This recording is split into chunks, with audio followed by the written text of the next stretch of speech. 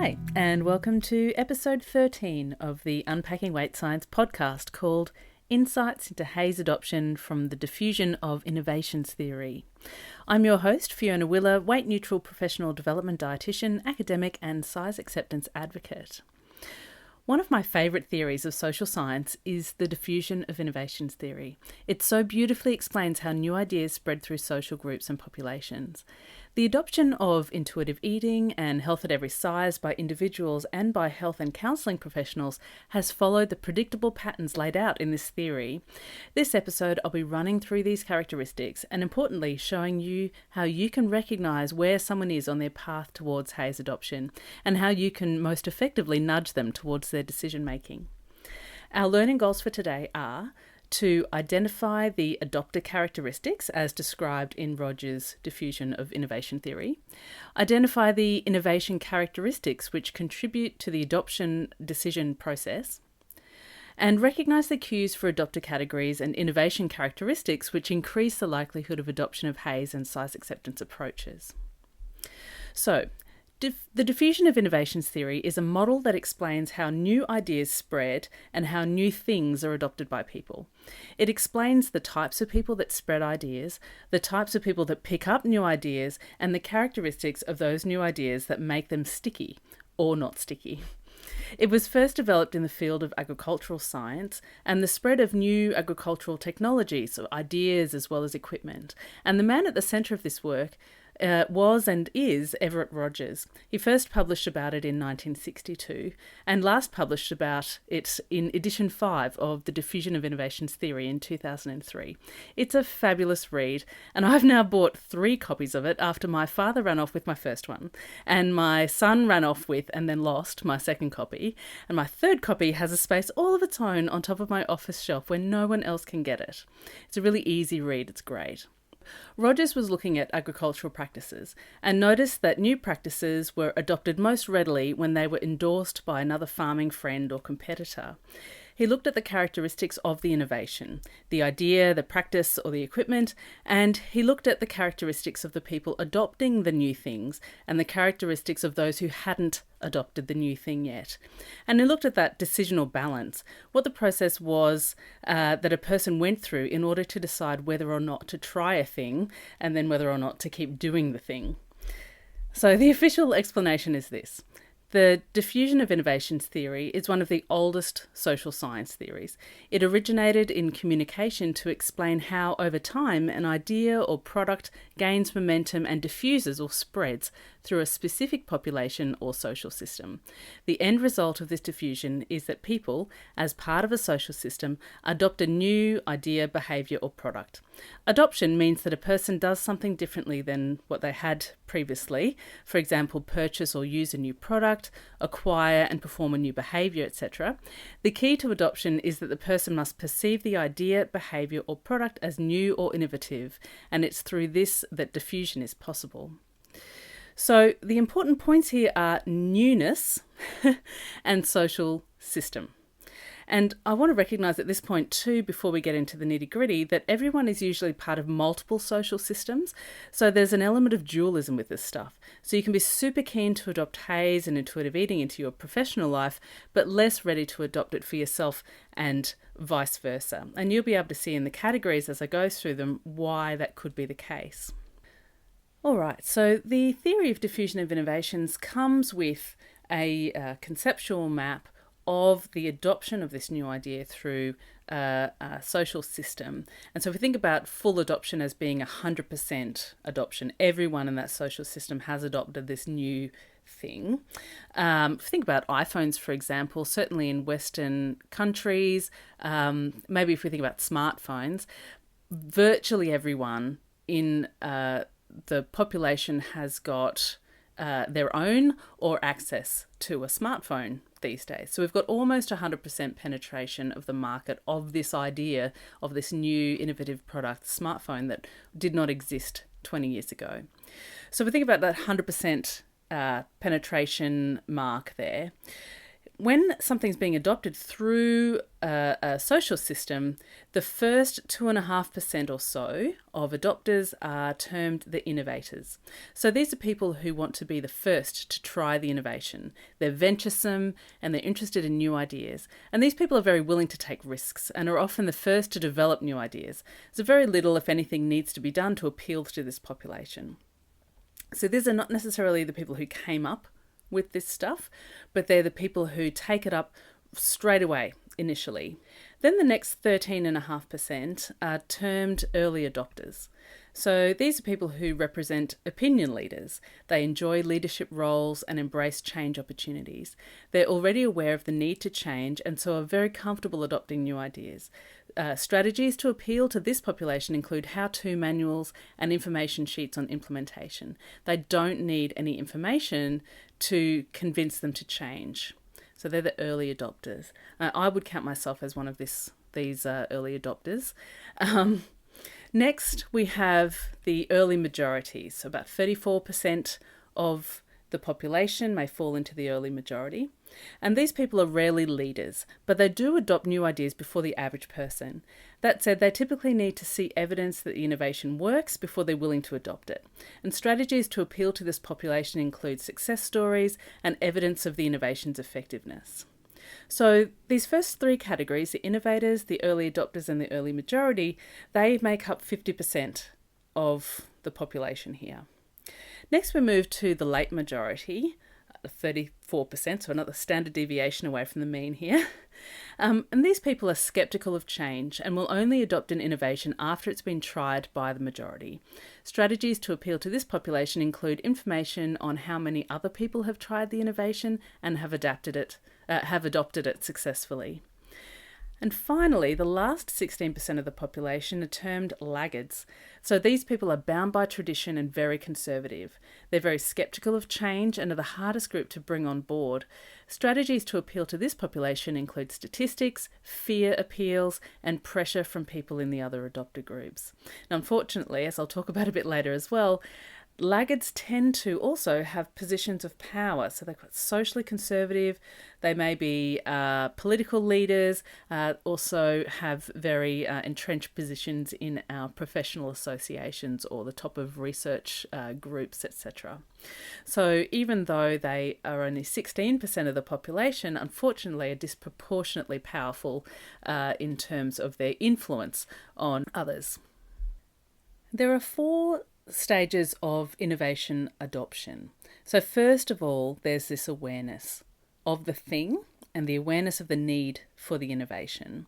So in terms of health at every size and intuitive eating, this awareness is raised by colleagues and through the media and through research publications that there is a new thing on the scene and spreads the word that this may be a thing that you might want to think about adopting and makes the case that there's a need for it.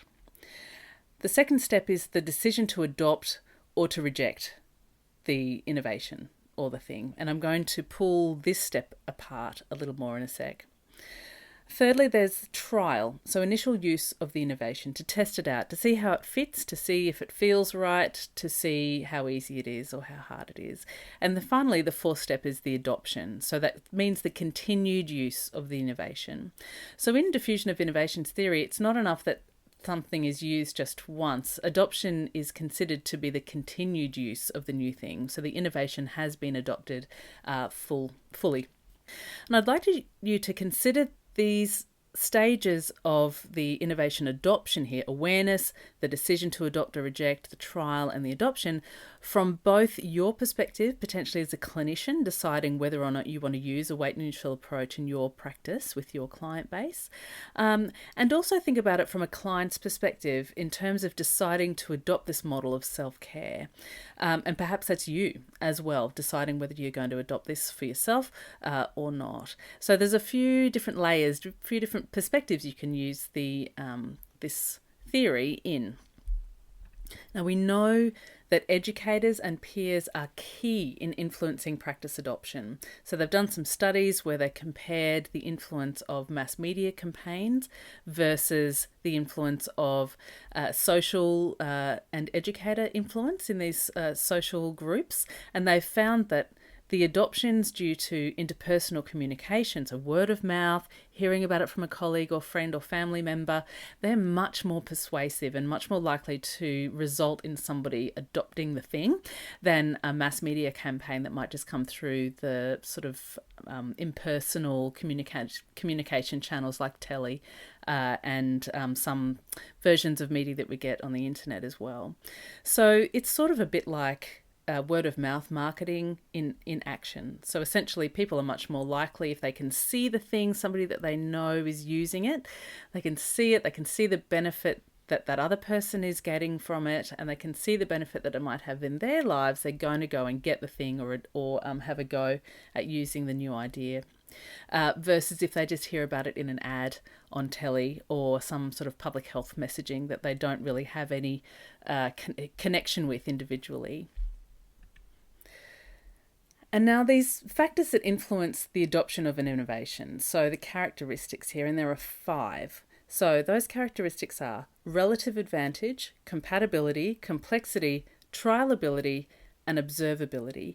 And each of these factors is at play to a different extent in those 5 adopter categories. So in those 5 types of people that I spoke about before, they're all going to be considering their position on this new idea through these 5 lenses, if you will. So your skill is being able to recognize whether your client or your colleague or your friend is in their decision making, which stage they're in, and using the relevant characteristics to influence their skills, sort of nudging them across the line towards adopting HAES or weight neutral practice. So those 5 things again: relative advantage. So that's the degree to which an innovation is seen as better than the idea, program or product that it replaces. How much better is it at doing the thing you want to do? Compatibility. How consistent the innovation is with the values, experience and needs of the potential adopters. Is it compatible in my life? Am I going to be uncomfortable? Is there going to be discomfort related with adopting this thing because it doesn't fit with my values? Or maybe it does. The third one, complexity. How difficult the innovation is to understand or use.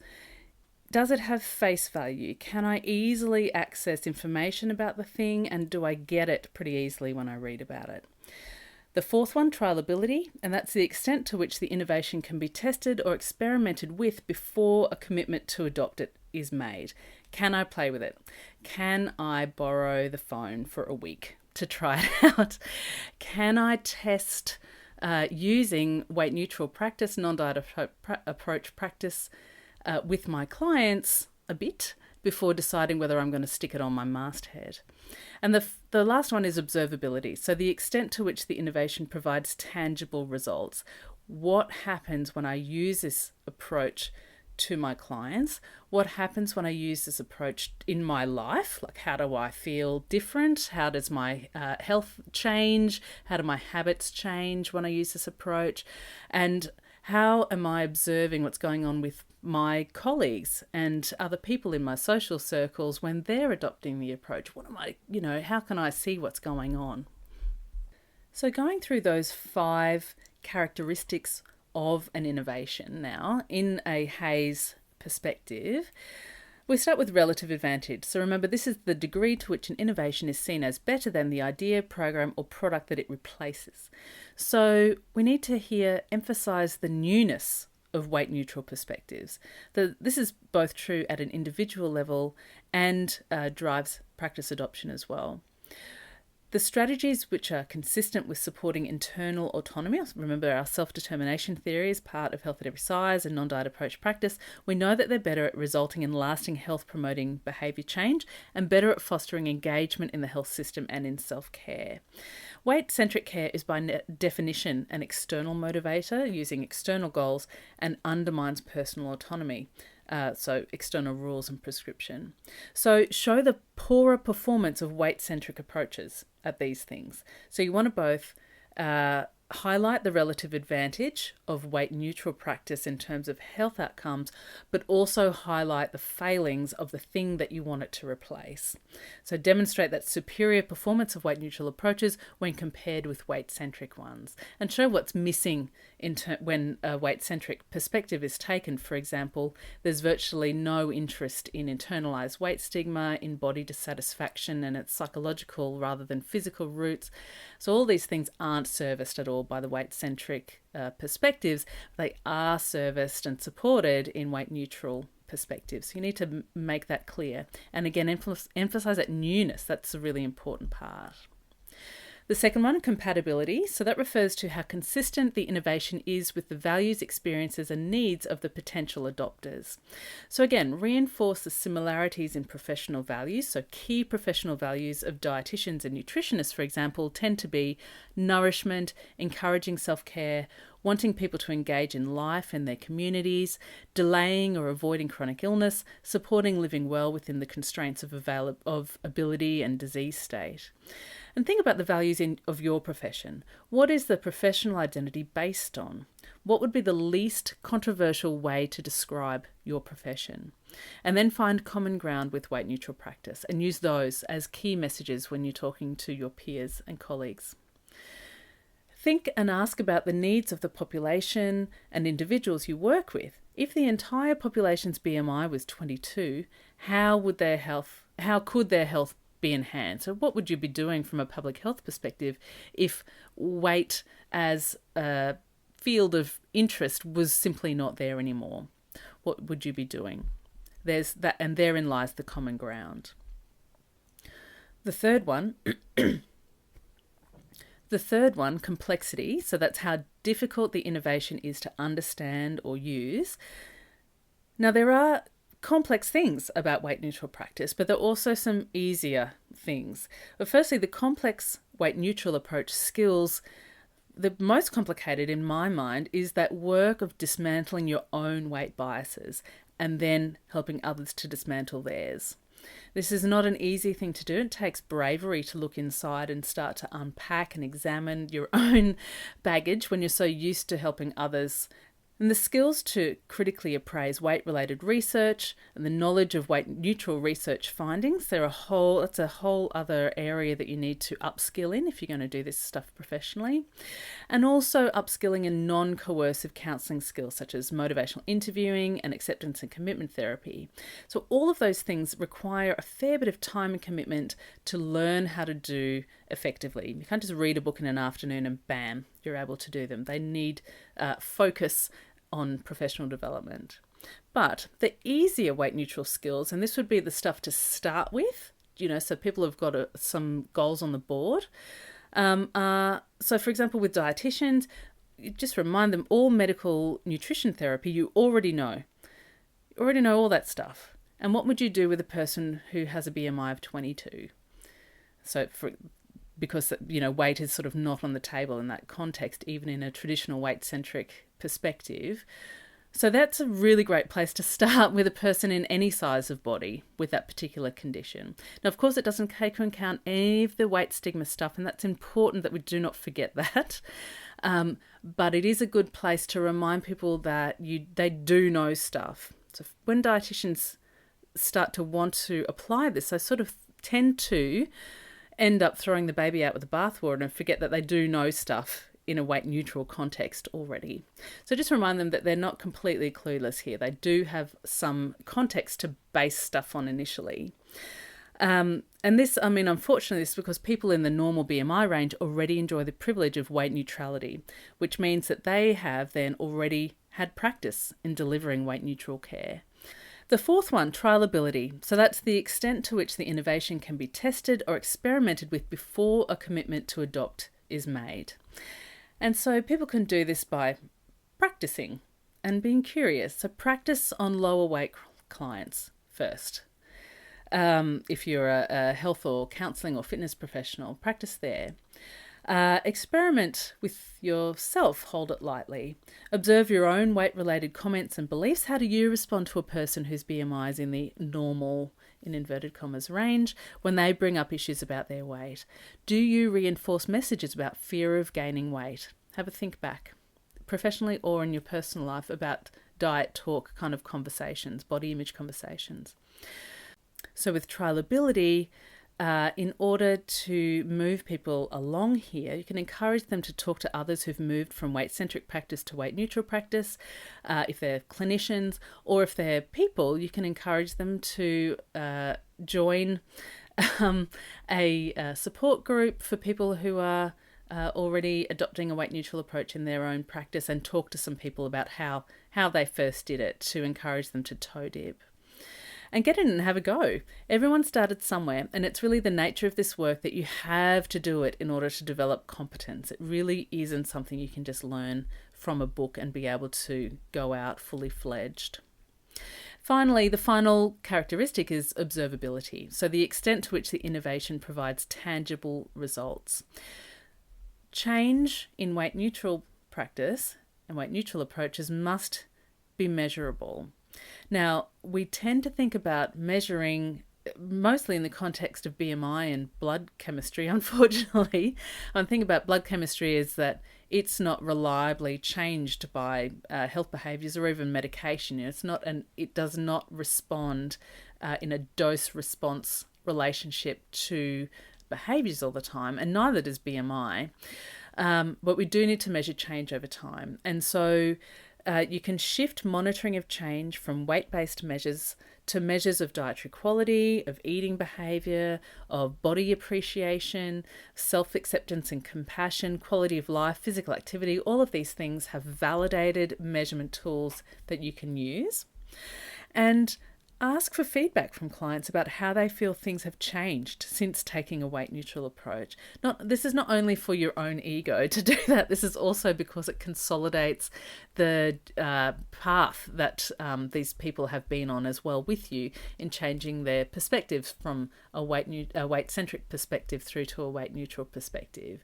Because just as some of us clinicians struggle with figuring out how to mark change over time using a weight neutral approach, people themselves, when they have had such a myopic focus on weight and BMI for over very, very many years, do find it a little bit difficult to let go of that measure and do need to be given something instead to hang their progress from. And also you need to share research which shows the outcomes of weight neutral approaches with your colleagues and your clients as well. So if we do a quick whip around with those 5 characteristics again, the things, if you take nothing else away, the important things here: relative advantage, you want to be emphasizing newness. Compatibility, you want to be promoting benefits to the individual and drawing parallels with their own value system. Complexity, you want to practice your clarity of message, being able to explain what a weight neutral approach is in very clear, consistent and brief terms. Trialability, you want to foster and support curiosity to continue to perpetuate people looking for different ways of doing things and making sure that what they are doing continues to support them, so that they can discard them if they're not working for them anymore. And finally, observability, you want to connect people to community where they can then see the benefits of the approach in action. So to sum up, in order to use the diffusion of innovations theory, you've got to get across a couple of arenas. First, trying to identify what kind of adopter category your person is in, and then think about those 5 factors that influence the decision process: relative advantage, compatibility, complexity, trialability, observability, so you can stick your message where they're going to hear it. Are they generally innovative? Are they already calling for something different or expressing that they're annoyed with the way that things are done already? And then they're probably going to be an early adopter or in the early majority in that case. And all you have to do for them is provide practical assistance to help them apply the approach. Are they wondering if they're allowed to take a weight neutral approach? Are they asking how many people are already using it and whether there are any prominent leader type people in their circles who are using it? Then they're signalling to you that they're a late majority type of person. They're probably people who have either never themselves had any issues about weight control or experiences of weight bias and discrimination, or people who have rigid eating and body control beliefs, and they may be scared or deeply uncomfortable about straying into territory where they might have to do introspective work on themselves. Give these people information about who else has adopted the approach in their practice, their success stories, give them stats on effectiveness for reducing self-stigma and adoption of health-enhancing lifestyle behaviours. Once they're on board with feeling like they need to adopt it in order to keep up with their colleagues, they need some pretty consistent hand-holding to be able to take on board the complexity of the approach. And finally, if you're getting the message that HAES is irresponsible, not part of accepted practice, or goes against practice guidelines, it doesn't, by the way. All guidelines state somewhere that the adoption of health-enhancing habits have benefits even if no weight is lost. Their weight-centric interpretation of guidelines like these is a reflection of their own fat phobia and a flag that they assume that they have dominance and authority over the people they counsel or manage. So these then are the laggards.